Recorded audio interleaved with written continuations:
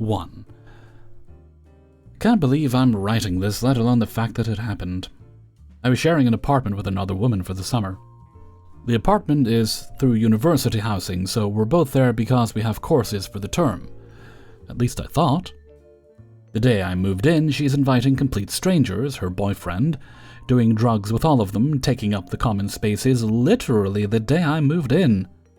So not a good first impression of this woman. She refused to wash her own dishes, left her menstrual products on the floor in my bathroom. There are 2 bathrooms for a reason, just... ugh. Messed with my medication cabinet, smoked indoors excessively, wouldn't take her clothes out of the wash or dryer, just being a total nuisance to the point where I'd just leave it if it got bad enough. Come to find out a few weeks later, she's not even supposed to be there, and I don't know how she got away with it. She doesn't have summer classes, she's just there. So, the school kicks her out of the apartment. I thought I could finally breathe a sigh of relief because she was gone. Nope. Not even 2 weeks later, she is banging on my door with her boyfriend. I had just woken up and didn't even have time to open the door. She says she left some personal item when moving out and needed to get it, so I allowed her to come in, only to see her boyfriend around the corner, and he slips in too. Mind you, I'm not even fully dressed. She tells me she needs to stay until she moves back in, which is next weekend. I asked if she still lives here. She lied to me and told me she did. These 2 have already entered my apartment, and I'm a pretty small woman who doesn't own any self-defense weapon.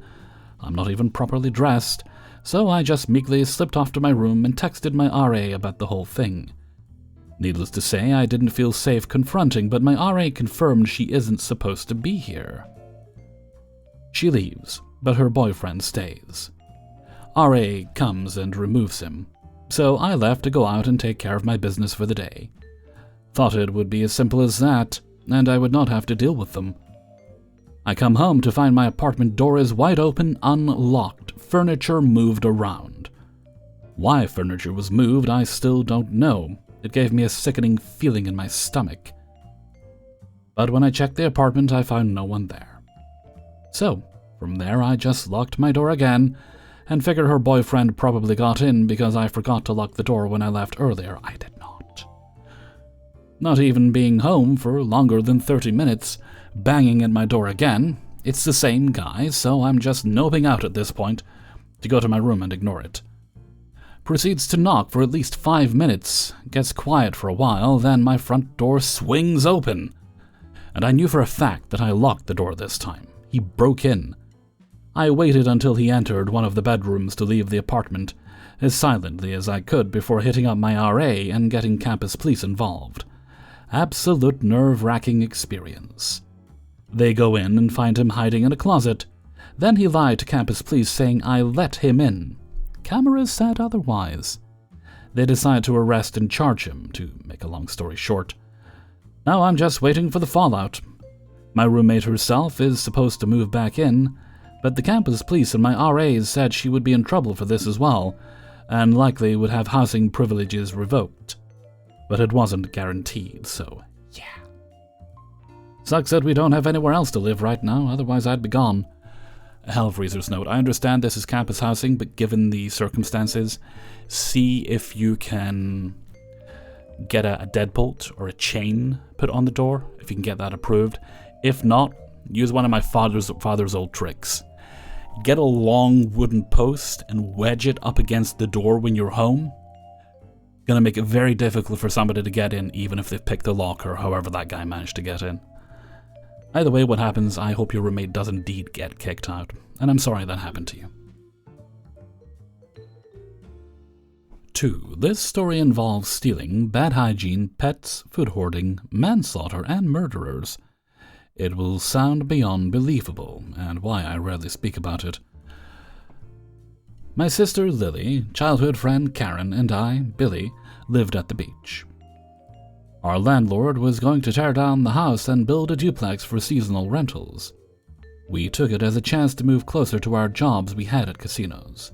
Lily comes home from work and tells Karen and I, a girl, sociopath, she works with, wants to move closer to work, also, and will be our fourth. We find an amazing 4-bedroom, 2-story apartment, each block on the 2 top floors. We end up getting it for like $1K a month, and everyone was able to pool $250 a month at the time. No pets were allowed, and everyone was okay with that. Everyone but Sociopath moves in on the weekend. She moves in during the week when Karen and I are at work, so we didn't get to meet her until we got home. Without even introducing herself, tells me that I have to tell her parents that I am the other roommate's boyfriend.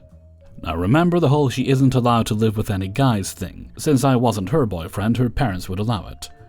Food hoarding. Day she moves in. Notice a chest freezer in the living room and ask about it. She tells me it's hers as her family plans on sending her meals to save money. That's nice of them. And move it to her bedroom, and it fits in her closet. We have a roomie meeting and agree that everyone puts in money every week for a communal food. $15 is what we decided on. Agreed to what that would be, and was for 2 dinners a week everyone could eat.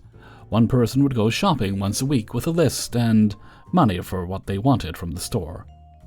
That food was for them and only them if you kept it in your room. It must be in a Tupperware container sealed to prevent bugs. Write your name on it if it was kept in the fridge or freezer.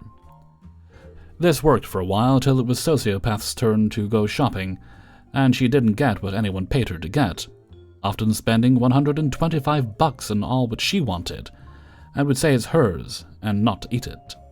Refused to give the money back until Karen and Lily had told her they would tell her dad about all the guys she would have over. Things got better, and she would apologize but was banned from going to the store with our money. The 3 of us still did the weekly dinner thing and split the bill between us for everything, till we noticed food and drinks went missing.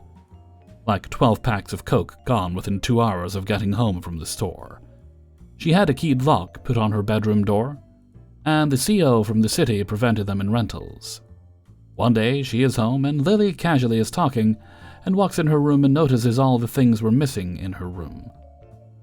Brings it up and Sociopath says, "I'm broke. I knew you guys wouldn't let me eat for nothing, so I took it, and my dad says I'm legally allowed to."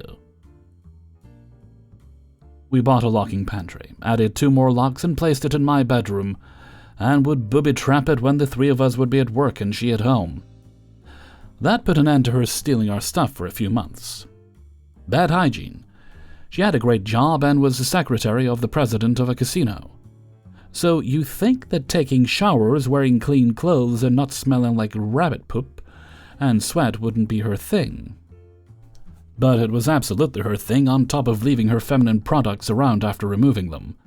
She had absolutely an abnormally heavy flow and can't remember what it was, so naturally she had to change them a lot and bought a ton.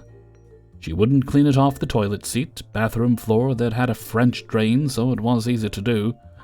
The shower would get clogged due to her hair, and imagine 4 inches of bloody water. One morning I almost called the cops, fearing she was stabbed due to it in the bathroom leading to her bedroom. After she was in her room moaning in pain, and a guy had left only 2 hours prior. Waited a few days, and we shared the same bathroom, and told her to clean it up at a minimum. I bought extra cleaning supplies because she didn't, as she was always broke. Stealing. Besides stealing food, she loved to take anything under a $5 bill if you left it on the table, fell on the floor, and along those lines. One day she decided to take $250 worth of pot she found on the table that someone had just dropped off for Lily and Karen. She goes to see the guys downstairs and 10 hours later comes back up. We asked if she took the pot. We knew she did because the one guy called Lily at work to let her know, since Sociopath was bragging about it and talking about how the 3 of us were everything bad under the sun. They give it back, and she took a little of it to smoke with them, and she thought they smoked it all. Clothes of Lily and Karen's would go missing, and sometimes they would return on the backs of Sociopath's friends to parties we would have. Her parents. You would think that since she wasn't allowed to have boys spend the night and lie to them about me dating the roommate that wasn't home, but I was at the apartment non-stop. Most roommates would have issue with that, especially since it's 3 females with me being there and a lot of the time alone with one of them. She and her mother exchanged lingerie all the time. Sociopath bought stuff she knew would turn her dad on. And 2 occasions that I sadly recall, Her mom talked about how it drove the dad crazy. That he shot so much in the mom that it was gushing out all over her bottoms. A Hellfreezer's note, I'm going to assume we're talking about confetti. But not to worry, she cleaned it 2 times, and Sociopath could give it the sniff test if she didn't trust her. Her parents came to dinner she was making for them one night and tried to have the 3 of us leave. Not that she asked days or a week in advance, asked us 30 minutes before they were showing up, since the 4th female roommate didn't exist, and they would ask why I was at the house for hours with her. Called a girl I worked with to act like she was the 4th, and it ticked Sociopath off. They came over and didn't leave till 3 a.m., and my friend and I were stuck in my room for 4 hours. Her parents tried to break into the pantry after Sociopath said she misplaced her keys to it. Lily came downstairs to inform them that none of the food inside was Sociopath's. She didn't contribute to communal food and hoarded hers and some of ours in her bedroom, pointing out that the roast beef she made belonged to us and not her, and we would want the money back for it, and everything else on the table. She overheard Sociopath say we stole her food and had to lock it up or else. Told her parents to take the leftovers so we weren't able to eat them and give her no money. Landlord and the electric bill and pets. The agreement was 2 people had to agree to him entering the apartment. This guy wanted to enter like every other week for some reason, and without a good reason, I would deny him. Sociopath would lie and say I agreed, and we all walked in on him in the apartment, almost every time walking out or in Lily or Karen's rooms. Never would he go into her room, even though it was locked and he knew it was illegal. Brought up how they had kitty litter in Lily's room, and no pets were allowed. When I asked if he had Lily, Karen's, or my permission to enter the apartment, and I was required to be home when he did, would stumble and come up with a lie. Like Sociopath said there was an electrical issue. Turns out she was telling him things to try to get me thrown out of the apartment. Showed him the lease and what he legally agreed to, and would take him to tenant and landlord court if I caught him in the apartment again. We had electric hot water and heat, if you ever have or have had it. No, it's absolutely expensive and dumb to even have. He had the house on a budget, and the timer would turn the heat off and the hot water off during peak times. Sociopath had him change the timer so when she got home the house would be warm, and she could take one of her useless showers after work. Pets. Lily and Karen got a kitten, and she stayed with them and me when they weren't home. Sociopath ratted us out to the landlord, but forgot to mention she had a stew rabbit she bought, so they didn't kill it. On top of 2 ferrets that started to eat through the walls, and she had to keep them caged up after a few weeks. They ended up dying from eating God knows what, and she left them dead in the cage for almost 2 months. So imagine that stench on top of rabbit crap and urine coming from her room that already reeked of cigarettes and body odor. She loved to clean the rabbit cage in our shower, but didn't like to clean the shower after. After me falling in the shower due to the slime buildup, broke her balls for a week straight every second I saw her. She left for 3 days, and of course didn't leave enough food and water for the rabbit. Boy, manslaughter, and murderers. If you think having a jerk-off coming over or whomever they're dating being over non-stop, these incidents beat them all, and it was multiple, not just a one-off incident. Manslaughter. Pete was a good friend of hers. He clearly went to bed with her whenever he wanted. One night we have a party, and Pete is over as usual and gets drunk. Pete clears up, and Sociopath tells us Pete has passed out in her room, and not to worry that he drove home that drunk. Well, Pete did drive home that drunk and killed a 72-year-old woman half an hour after he left our apartment. State police are informed by another friend at the party where he got drunk, and was allowed to leave in this condition. They call and show up within 10 minutes to question us about the night before, and why he was allowed to leave almost 4 times the legal limit. They separate us all, and only one person has a different side of the previous night's events. Of course, it's Sociopath, and she tries to say that we asked him to leave, and she fought with us to let him stay. She didn't know that 5 of her other friends told him the same story as us. She finally admits to it and says, "Lady was 72 and lived a long life, not like she was 23 or something." Pete was banned from our house, and pretty much every other friend he had. But in the timeline, this was the end of Sociopath living with us. Murderers and fugitives on the run.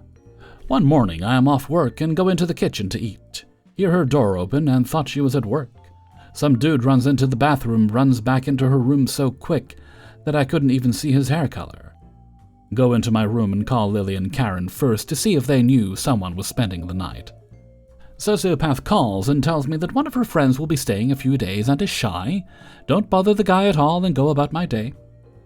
2 days later, the guy is leaving at 3 a.m. People are outside saying it's clear and to make it quick.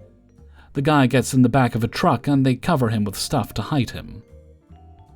They drive away and the three of us are up and standing behind Sociopath at this point. After 2 hours, she confessed that he was wanted for murder, and they were trying to get him to North Carolina, where another friend lives. Eventually get him to Mexico, so he could travel to South America.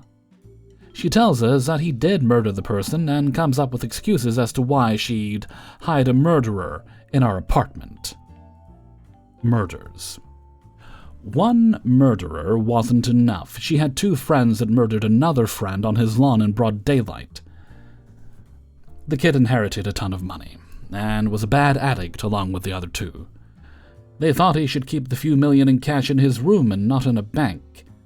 When they found out he had to go into a safety deposit box and get some cash, they didn't want to wait, and stabbed him to death on his lawn with his family in the house and people watching in the neighborhood. The one kid was caught and would call collect from county a few times a day at $35 to $85 a phone call, looking to see if she helped Buddha get out of the state like the other guy she helped did. That guy didn't even make it 30 minutes out of the state before getting caught. We called our local police with what we heard and a description of the truck. Well, Buddha showed up a few hours later with bleached hair, fake tan, and extra clothes on to look fat. Gave my Lily and Karen a revolver I had, but Karen's dad had given her a handgun before we moved in. I had a double barrel pointed at my door to protect Kitten and I. He wasn't even at the corner when they snagged him. Someone called the police from their hometown they thought was helping him.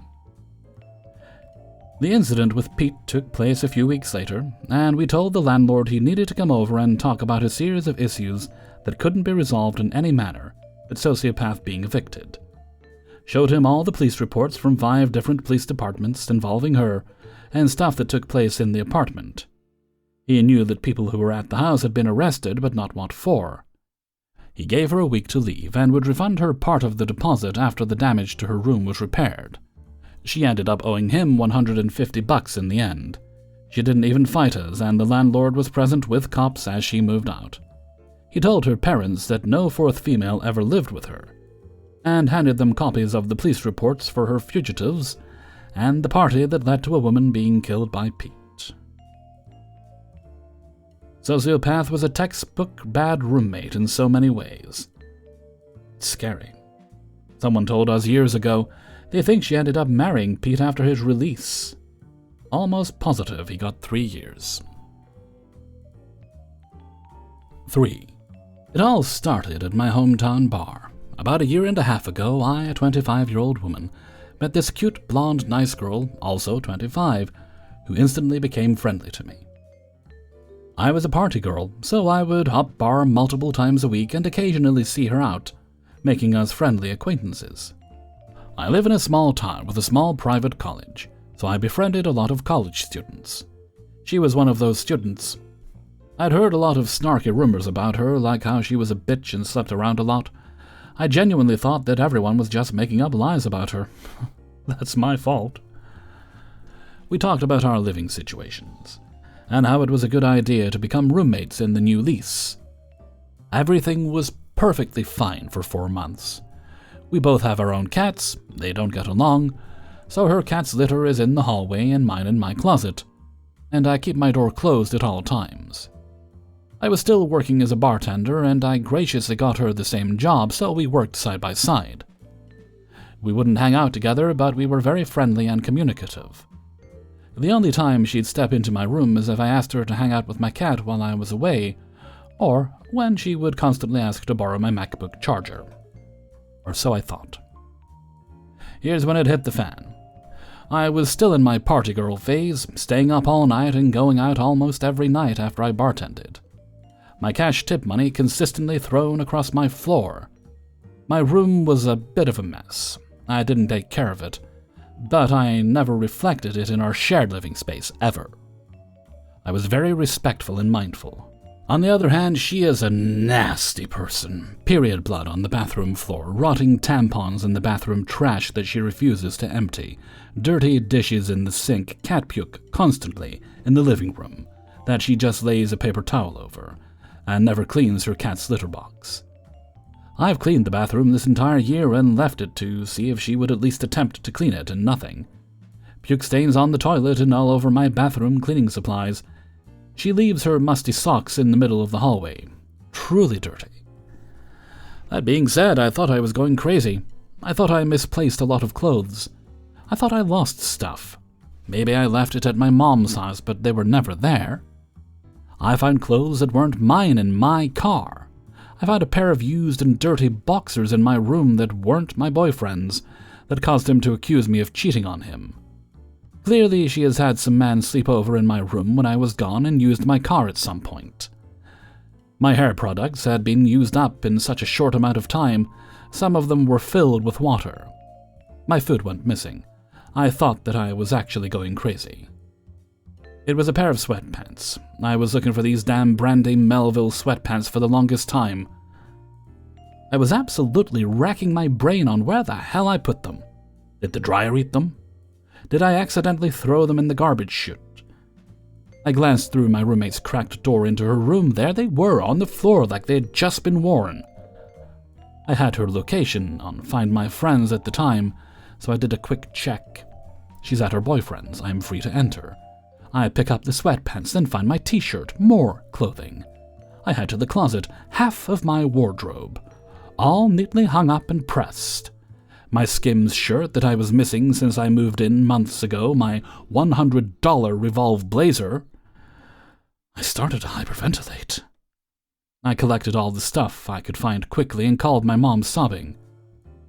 We were not close enough for her to be searching through my room like that. It was a huge invasion of privacy. I didn't think it could get worse. She would leave the apartment and I would go searching for my stolen items. It was well over $700 of my items. The shirts, tops, etc. Stuff that wasn't even her size. My makeup products, my lip liner. I think I checked every day. Then came the underwear drawer. Don't judge me because I was paranoid now. I had to look through every drawer I could. $1, $5, $10 bills, folded between her underwear. Clearly my cash tips that were stolen from me. Then I came across a real kicker, my underwear. This chick had taken my underwear. She had rifled through my private lingerie drawer and taken my damn underwear. Through the next couple of days, I considered what I was still missing from my closet. Over $200 worth of items are still missing to this day. They weren't in her room. She probably kept the loot in her car or her boyfriend's. I also started noticing that she started copying my outfits and style. I would often hear her banging around, talking to herself. "Where's Ed?" talking about my clothing. I got in touch with our old friend who she doesn't hang out with anymore. My friend told me that this girl is a well-known klepto and has severe mental health issues. She is apparently obsessive with girlfriends. Great. I let it go and told her if she wanted to borrow anything from me, just ask. She denied everything. So I bought a lock for my door, a camera for my room, and a shower caddy to hold all of my products. She ends up buying the same exact shampoo and conditioner as me since she doesn't have access to mine now. She later asked me to feed her cat. I walk in her room, and a camera flashed in my face. She bought a blink camera that activates when someone walks in her room. She's trying to make it seem like I'm the crazy one. One day she texts and says, "I'm not trying to be a bitch, but I just put away your clean dishes that had been sitting on the drying rack for a week, etc., etc." She came at me. I explained how I would put my dishes away and that I was sorry. She still came at me. So I confronted her and told her to give me back the clothes that were still missing and to stop using my hair products and eating my food. and to clean up after herself in the bathroom. She denied everything and told me, "This wouldn't happen if you didn't rummage through my stuff." I told her I know that she took my underwear, and since she went through my private things, I was forced to search through hers. She responded with, "I have PTSD." Since then, everything I own is not accessible to her except my food. It became clear to me that she would track my phone when I was at work and go through my entire room. She would also use every single one of my products in my shower every single day for 5 months. Remember when I said she would always ask for my MacBook charger? She has a perfectly fine one, and it was an excuse to go into my room. It still makes me angry that she has my clothes, but there's no way I can get them back. I still wanted revenge. So recently I took my empty leave-in conditioner bottle and filled it with black hair dye. She used it 3 times before she realized. Black spots are still visible all over the walls and sink. What should I do next? Hellfreezer's note, well, what you shouldn't do is engage in acts of retaliation. Blatant things that she might interpret as hostile. If she's trying to make you crazy, don't give her a reason to think you're crazy. Don't give her anything she can construe as evidence. So stop that right now. What you do need to do is you just need to gather evidence that she's stealing from you. When you have enough, call the police. Maybe you can get her kicked out. Depends what the terms of your lease are. And if possible, certainly be looking for a way to move out and in with someone else. If breaking the lease is even viable for you, either way I hope it works out for you, I certainly do. 4. For slight context, my landlord is my housemate. She's an older woman, she's highly religious, and has traveled the world for her career involving Christianity. She has been to third world countries and is extremely conservative regarding consumption of any kind. For slightly more context, I lost my job a month after moving in with her. She allowed me to stay while looking for a new job and agreed to let me pay the back rent whenever I could. I acquired a new job through a connection she got me, so she has been extremely generous and helpful towards me. During the time I couldn't pay, I helped with anything she needed, including quite a bit of yard work, and stuff like laying contact paper on shelving for her or cleaning and organizing her things. This wasn't to pay off any rent, they were just favors she asked that I did. By the time I started getting money to her, I was 3 months behind. I started paying her most of my checks on a weekly basis. It's been almost 2 months that I've been working now, and I have only a couple hundred left of my debts and now June rent. She's been getting hundreds from me weekly. She hasn't turned the AC on 1 time since it started getting hot. It will be 105 on Wednesday, 108 this Thursday. I have cats in the house that I'm very uncomfortable with leaving here while I'm at work all day, knowing it's very unlikely for her to turn it on. I do have a portable AC, but I will have to fill it with water and it doesn't last 9+ hours. I've only made 1 complaint to her while living here due to not having hot water in the shower for months. I didn't mention it while I wasn't paying, finally brought it up when a lot of my debt was cleared, and it somehow turned into a big thing with me taking long showers and her never being able to shower because of me.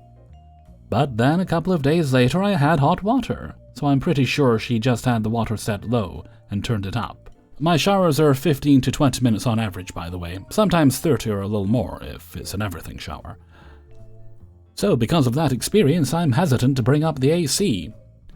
Conservative isn't even a proper way to describe her. I've stopped using the kitchen entirely months ago, because she stopped me from washing dishes with warm water via the sink, and instructed me to heat up water in the electric kettle, and use a plastic tub to wash the dishes with the heated water. Insanity. I'd rather just eat takeaway or fast food or nothing at all. Which really sucks because I love cooking and it would save me a lot of money. I am not allowed to do laundry from 4 p.m. to 9 p.m., so I can never wash my clothes after work, just on weekends or super early or late. I did it once on accident when I first moved in, and she pointed her finger in my face and told me I wasn't sorry when I tried apologizing. Ha. I would love to move out. That's my current plan. But since the majority of my checks have been going to her, it's going to take me at least a couple more months to save up to move. Also, yes, I'm spiteful, and the principle means a lot to me. So even if I'm suffering more due to my spite, I will still do it. Not being able to use the kitchen sink when I'm paying this woman so much means, to me, that I will not use the kitchen at all. Not being able to do my laundry when I want to and need to means, to me, that I won't use the laundry at all and will let my clothes pile up. Not being able to live freely in what's meant to be my home means, to me, that I won't ever be home, or when I am, I won't leave my bedroom and avoid interacting with her. It sucks and I'd rather not live this way, but it's how I am. Even though I know it makes things worse for myself, it's depressing. I guess I mostly needed to vent, but also some advice regarding the AC would be nice. Hellfreezer's note, well, regarding the AC, I recommend you get yourself a good strong floor fan. They're more powerful than pedestal fans. That's something you can probably plug into a Wi-Fi plug. That's how I have mine done, so I can turn it on with the Alexa. You could also turn that on and off wherever you are when you aren't home to help keep your kitty cool. They are caged in, so kitty there shouldn't be any major issue. I believe from a few weeks, maybe a month back now, I was helping my fiancé Jack source a good floor fan in the US, because the one that I have, that I would recommend, is made by a company called Netta, isn't available there, but Walmart do a really good one. I can't remember the brand of it, but let me look it up. Okay, the brand is Mainstays SFC1-500B. It's 20-inch, and Jack says it's good. It's been doing a good job of helping them keep cool as it's warmer, and it's about $50 at Walmart. So hopefully you're able to get one of those. As for the other situation, you're paying rent to be there. Yeah, she was generous in some ways, but it doesn't mean she gets to act like a poopy head in other ways. You live there. You're doing nothing but giving her exactly what she wants by not using the kitchen, by keeping to your room, by not doing your laundry when you want to do your laundry. Just start living there. You're going to be moving out soon anyway. A few more months, just start living there. Don't be rude or obnoxious about it, but there are certain expectations, I think, when you're renting a room. Either way, best of luck. And I hope the weather cools off for you soon. 5. Oh boy, where do I even start? My roommate has been the most inconsiderate, self-centered, and nasty person you could ever live with. I've been having issues with her since the start of last school year, and things have been super tense lately. Basically, she barely cleans, has broken and damaged my own items, and doesn't want to admit it. She has broken a mug that was given to me by my mom and never offered to replace it, so when I brought it up, she was completely livid and said, "Fine, I'll replace it if that's what you want." Even though I asked nicely and apologized that she didn't remember breaking it. I was like, "You broke it, bro, I'm sorry." I was trying to keep things cool. And she has slashed my dish sponges because I started putting them in my room. Her plates are always moldy and her scrub daddy is real old, so I don't want none of that touching my things. And has denied it. I also noticed that she leaves a mess on purpose for me to clean because when I went away for weeks, the dorm was a pigsty before I left, I came home to this almost spotless kitchen. If you don't count the rotting food on the table, now that I'm back it's a pigsty once again. She's already lazy, but her hatred for me is just fueling her laziness. She was in a depression rut and didn't clean the kitchen for 5 months due to having broken up with her boyfriend of 1 month. I was very understanding and gave her some space because I could see she was really hurt. There was 5 trash bags in the kitchen and a myriad of different types of mold growing in the kitchen sink. She actually brought this up to try to defend herself when I confronted her about the sponges. She slashed with a kitchen knife, but I was like, "I'm not even too mad about that, bro, just don't slash my personal items." After coming back from vacation, I noticed that she's been slamming doors hella hard on me, and at this point I just don't feel comfortable living in my own apartment anymore. Not to mention her boyfriend is here every single day. Imagine living with someone who has depression, BPD, and drinks and smokes every day, and she's got a little man to do it with that never leaves because they're both jobless. I have communicated this issue with my RAs twice already, and they have given me the same solution every time, which is roommate mediation. After talking to my roommate, however, and agreeing that we're both going to do better and communicate better, she was actually complying for a bit, and even cleaned up months' worth of kitchen junk. I was hopeful for a bit, but even this improvement didn't last. Also, her version of communicating was accusing me of leaving meat thawing in the fridge for a month and trying to convince me it was mine so I can deal with it. At this point, I am the only person who has ever cleaned our fridge, and I didn't even complain about her 5 tubs of moldy cream cheese and 3 big jugs of spoiled meat and all the other rotten stuff in the fridge I had to get rid of and scrub off the walls.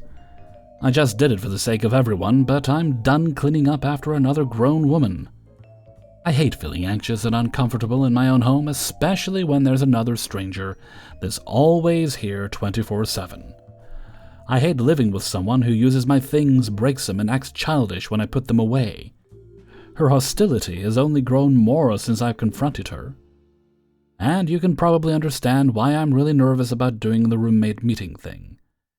It's to the point where I considered calling the police, but I'm not sure if they'll even take me seriously. I feel so helpless, and it seems like no one can assist me, and I can't do anything but just wait it out until our lease is over. This 10K apartment just don't feel like my home no more. Hellfreezer's note: I think you have to see whoever is above the RAs and speak to them. Nothing may happen, but try first. The mediation thing is obviously not going to work again.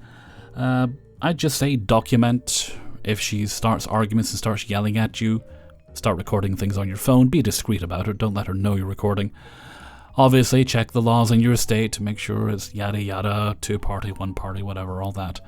But I think when your life's in danger, it shouldn't really matter. This isn't a matter of communication. She's just being chaotic. She has her problems she needs help with, and those are her problems to deal with.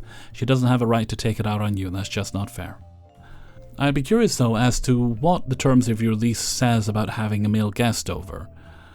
Or any guests. Generally, there's rules about how long a guest can stay. I'd look into that. That might be your win here. Either way, I hope it works out for you. Hey everybody, Hellfreezer here, and thank you very much for listening to Bad Roommates, episode 19. And thank you very much to everybody who allowed me to use their stories in this video. Before you go, please do hit the like button and share the video with friends and family members. If you'd like to get early access to the videos, then you can support me on my Patreon page, which is linked in the description. You'll also find links in there to the Hellfreezer Discord, as well as the Hellfreezer merchandise store on Teespring. And if you really enjoyed today's video, you can leave a tip by clicking on the heart with the $sign underneath the video player. You don't have to do that though, but if you do, it does help, and I appreciate it. Okay, no other bits and bobs today, so let's move right along to Hellfreezer's question of the day.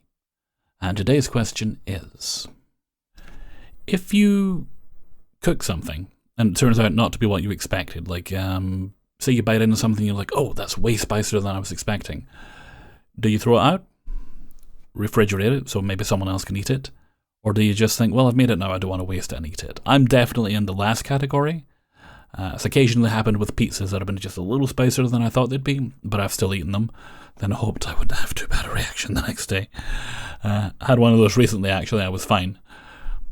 But let me know what you think in a comment below. And before we go, we'll have the answer of the day from a previous video. And as the previous Bad Roommates hasn't been published, we'll take this one from Revenge's Ice Cream 232. And this was, do you wash your legs in a shower? It was a controversial question indeed, because apparently not everyone does. And today's answer comes from Purple Dragonfly. I wash my legs and feet in the shower.